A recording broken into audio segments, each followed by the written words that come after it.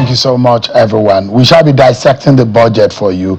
We've got some discoveries in that budget that the president and his team need to quickly be working on to correct. A few other issues relating to opaqueness. There are questions as to the intentions, the capturing, the provisions of some projects in that budget, which Nigerians need to know. And in the budget difference, if these issues have not come up, Nigerians need to know. I have Shawoni Video who is standing by for us from Davos to give us insight in some of these issues. But before we get to Shawoni Video, let's get to one or two issues for you. Well, there was a man, his name is George Moghalu. He's a pioneer national auditor of the All Progressives Congress APC. He has since resigned from the ruling APC. Mr. Moghalu conveyed his decision to quit the party in a letter addressed to the APC chair in his ward in Nnewi, Anambra State. The former managing director of the National Inland Waterways Authority did not state why he left the party, but said it was a personal decision. Chief George Moghalu was a founding member of the All Progressives Congress APC and leader of the then All Nigeria People's Party NPP that later became the All People's Party APP, is now seeking the Labour Party governorship ticket in the November 2025 election in Anambra State. Chief George Moghalu is live for us on the program tonight. Thank you so much, and it's good to see you. Yeah, it's my pleasure. Thank you so much indeed for coming tonight. Interesting. You abandoned the baby that you helped to birth. Why? You said it was personal. But is it possible for you to tell Nigerians the real reasons? No, really, like I did say, in any political contestation, two issues are very critical. One is the person. Two is the platform. For the person, it's your personal decision to make. Probably you consult your immediate family or consult people who are very close to you or people you have very close sentiments with. But when it has to do with platform, it requires involvement of quite a lot of people, your friends, your political associates, people who you relate with. And in doing that, you consult them because they are critical stakeholders in the process once it has to do with platform. And this is exactly what we did. Our people looked at it, my team looked at it, and they said, okay, if really we want to contest the 2025 gubernatorial election, this thing was happening in 2024, that we have the only option, they think, available to us is for us to join the Labour Party. And then, so they don't think that APC is sellable in Anambra? Yeah, because I don't do it alone. Okay? When you're talking about platform, it requires a lot of people's involvement. So in those considerations was put into place, and then at the end of the day, they recommended that I should. Yeah, in the recommendation is the thinking that APC is not sellable. And Obian, Governor Soludo cannot be defeated by the APC. Is that the thinking? For me, it's not about Soludo now. It's about me. It's about my ambition.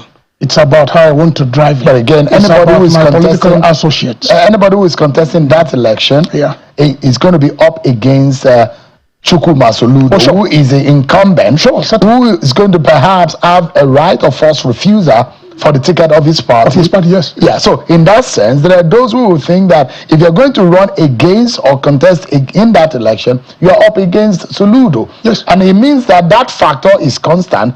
Any other variable that is coming in has to put that into consideration. And perhaps your team are thinking, oh, APC might not be sellable in Anambra State. A lot of things are taken into consideration when you want to make a political decision of this magnitude. You have to talk about the candidate, who is me in this instant, the aspirant, rather, let me not say candidate, the individual. And that is why I said in any political contestations, two issues are very critical, the person and the platform. And then when you look at a platform, you look at one, the viability of the platform, the acceptability of the platform, the possibility of using the platform to win the sentiment of the people, because you are not an independent candidate. If we had the opportunity for independent candidacy, it would have been an entirely different ballgame. In this instance, it becomes you and you alone. Can I win election on my merit, on my person, with my personal recognition? But in this instance, since you have to go on a party platform, you have to weigh all the parties, weigh all the options available to you, taking into consideration the feelings of the people who you expect to vote. And then when you put so it wasn't about APC. You did not have any problem with APC, did you? No, I don't have any problem with APC. I have no problem with it. You moved after Senator Ifeanyi Ubah died, God rest his soul. Yeah. That was when you exited APC, isn't it? Yes, Ifeanyi has joined. Ifeanyi had joined APC. No, I'm saying you left APC in August. No, last year. October 1. October 1 last year. October 1 last year. Senator Ifeanyi Ubah died in July or so. It was the end of July. I about that. I can't remember exactly. So it was after his death that you moved. And is your brother from Inewi? Yeah, he's my brother. So sad to have lost him. And there are those who believe that one of the things that would have threatened your opportunity, that you perhaps did not stand a chance of getting a ticket if Ifeanyi Ubah was alive in the APC. No, the truth about it is that you have to look at my political antecedents. I'm a front runner. No pretenses about it. The platform now is immaterial. There's no political platform in this country that George Moghalu will identify with, and I will not be considered a front runner. Are you that popular in Anambra State? Yes. Really? Yes. Against Soludo? It's not about the Soludo now. No, but it's a factor. It's a factor. Yes, it's a factor. It's a variable that is constant. He has a political platform of his own. But when now I am able to get the ticket of the platform I'm seeking, then the Anambrarians will have an opportunity to now weigh all their options. So you are obedient at the moment? Whether I'm an obedient? Are you? No, I'm a member of Labour Party. But you are not an obedient? I'm obedient. Oh. I'm obedient. So you were an obedient, but you were an APC? No, you were quiet, silent, no, obedient? No. You became obedient recently? I was APC full blood until I left on October 1, 2024. So your blood changed as soon as you switched? Oh, well, if you say so. But this was about ambition, not because you wanted to leave APC. If you had the opportunity, you wouldn't leave the party that you helped to birth. Yes, I helped to. I played a key role in the birthing of APC. There's no doubt about that fact. Because if you take my political trajectory from the Second Republic when we started, in fact, let me go back to 1999. This is the first time George Moghalu is changing political platform. It has never happened before. Everybody sees me as consistent. Except when your party naturally changed, isn't it? You're correct. In that instance, I didn't change platform. On two occasions now, we evolved. You became... No, we evolved. Yeah, that's what I'm saying. Because all of us now... You were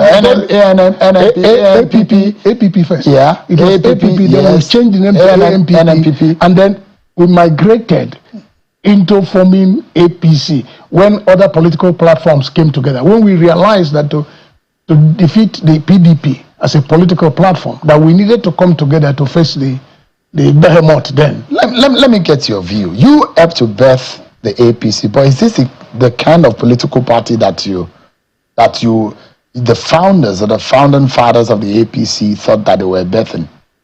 Yeah, I wouldn't say yes, being honest with you, because when we were forming the party, it was an amalgamation of various political interests, but anchored on progressivism. We wanted to build a platform that can stand the test of time. A platform, not only a political party intended for the purposes of winning an election only, but building a platform that will evolve with time, a platform that can grow to a point where we can influence very positively the democratic principles within our country. That was the intention. But is the party living that dream? I wouldn't say so. I wouldn't say so. A lot of things... It's a no, isn't it? Yes. The party is far from living that dream. A lot of things are not happening right.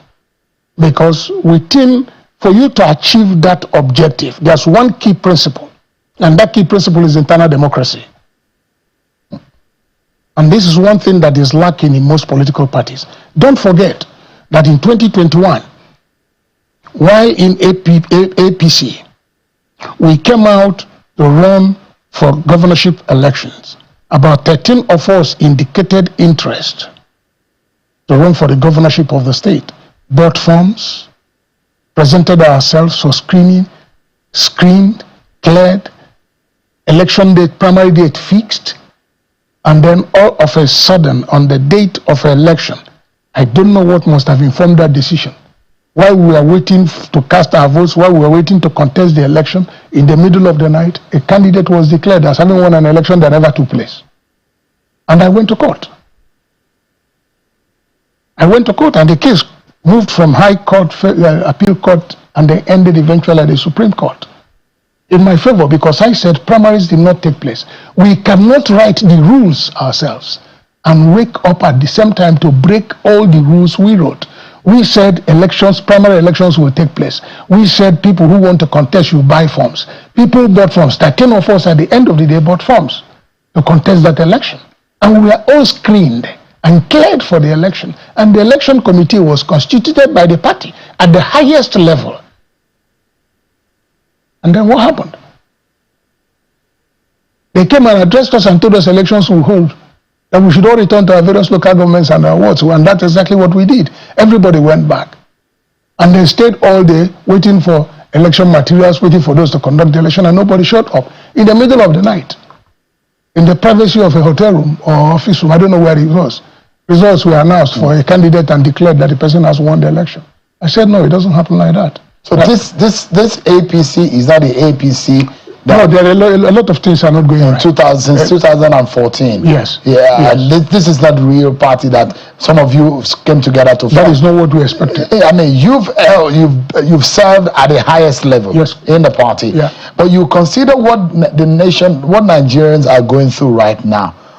Would you say the party is a failure delivering the kind of dreams to Nigerians that they sold to Nigerians ab initio?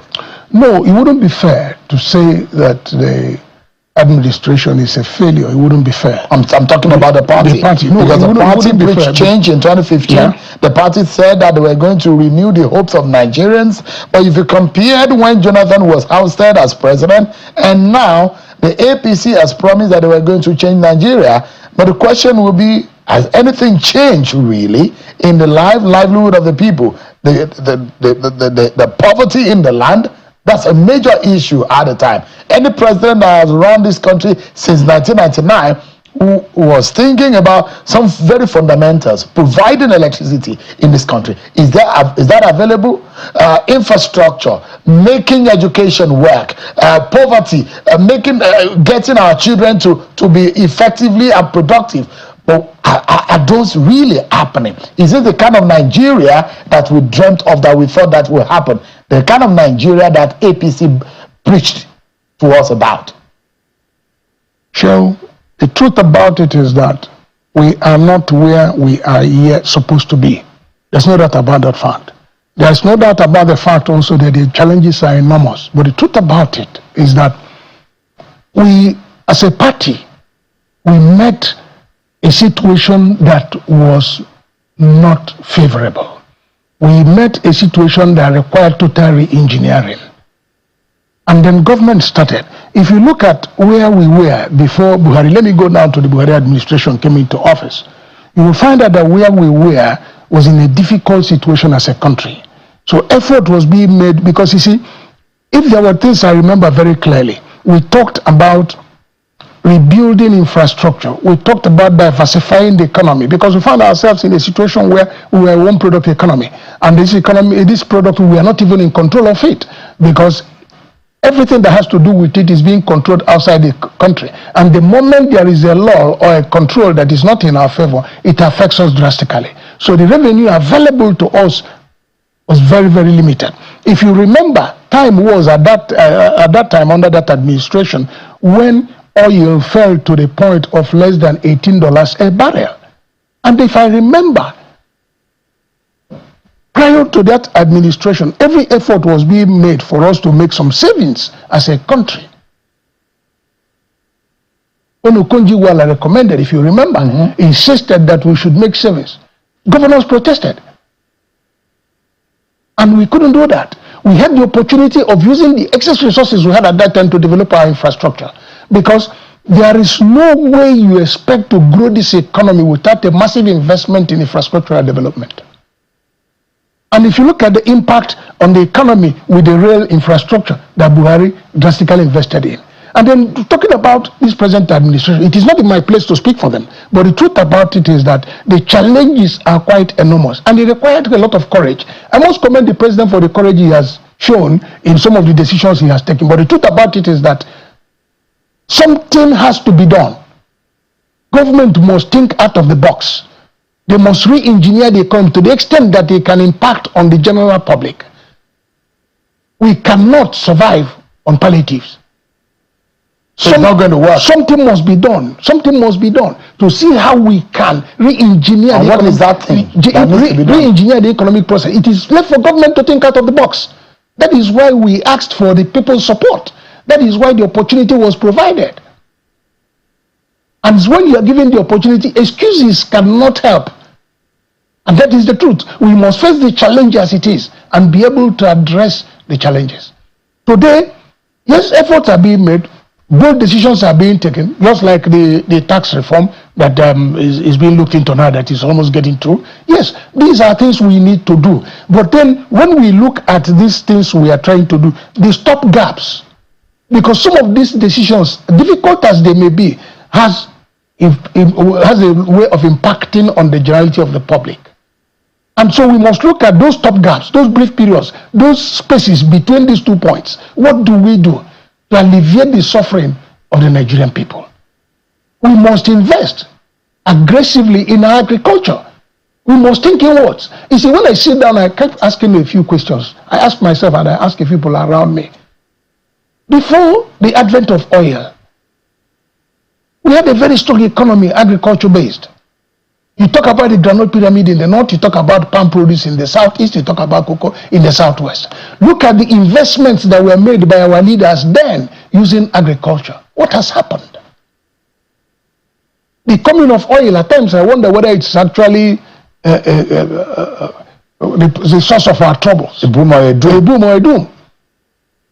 It's of great concern because we need to think out of the box. We need to go back. Let me tell you, Nigeria is a blessed nation. And anytime we are talking, we keep laying emphasis on the federal government. Let's look towards the subnationals. Every state in this country is blessed.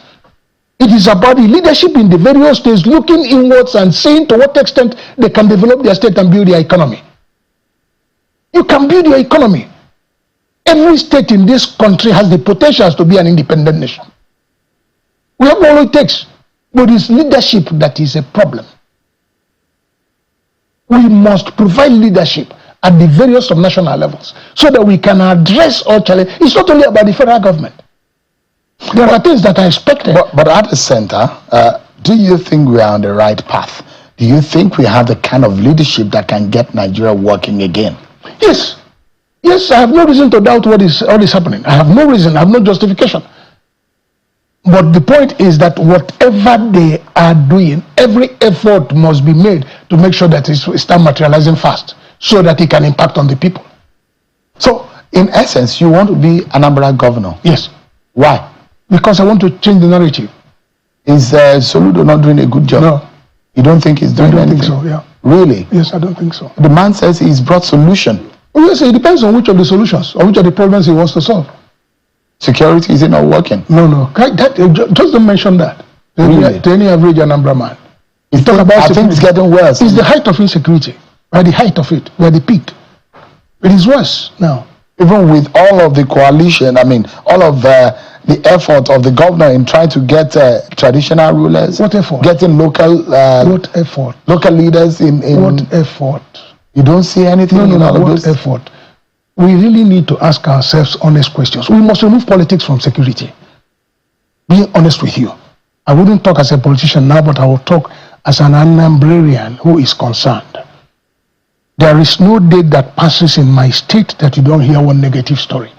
It is either somebody has been kidnapped or somebody has been killed or there's a cult war in Oka or around where you have the institution. Is it not typical to the southeast and some of the unrest that we see linked to the unknown gunmen and some of these agitations? You may say, I wouldn't want to talk about other states because I don't have facts, because I don't live there. I rarely visit except I'm invited. But the point is that I will talk about my state where I live in, where I visit regularly. All right? And the reports, everything that happens there, I am aware. And I also come from there. I come from a community in Anambra State. So I'm feeling it directly, just like every other person who comes from Anambra State. The truth is that we are in a precarious situation. The challenge is enormous. Our level of insecurity is alarming.